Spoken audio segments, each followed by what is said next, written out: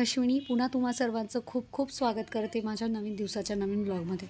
तरी बघा सकाळची सुरुवात झाली आणि सकाळीच आम्ही बाहेर गेलो होतो इरूला वॅक्सिनेशन द्यायचं होतं म्हणून। इरू आणि स्वरा दोघींना द्यायचे होते खरं तर, पण स्वराला आम्ही दिलं नाही कारण वॅक्सिनेशनचे जे इंजेक्शन्स असतात ना फार जड असतात, त्याने ताप येतो आणि त्याच्यामुळे मग अवघड होऊन बसलं असतं मला। दोघींना ॲट ए टाईम जर दिलं असतं मी तर एका वेळी दोघींना हँडल करायला मला शक्य नसतं झालं, म्हणून मग स्वराला नाही दिलं आणि इरूलाच दिलं। तर मग तिकडनंच आलो आम्ही आणि तिकडे येताना झाड होतं, त्या झाडावर पक्षी होता, तिथला तो व्हिडिओ आहे। आणि हे बघा नवरात्र ज्या दिवशी घटस्थापना ज्या दिवशी होती ना तेव्हाचा व्हिडिओ आहे। एरियामध्ये बसली देवी एका ठिकाणी, तर मग त्याचीच ते मशाल वगैरे घेऊन चालले होते लोक। आणि मग तिकडनं जाऊन आल्यानंतर मग घरातले कामं करून घेतले मी, स्वराला झोपी घातलं, ती पण दमली होती। तिचं रुटीन थोडं चेंज झालं होतं आज।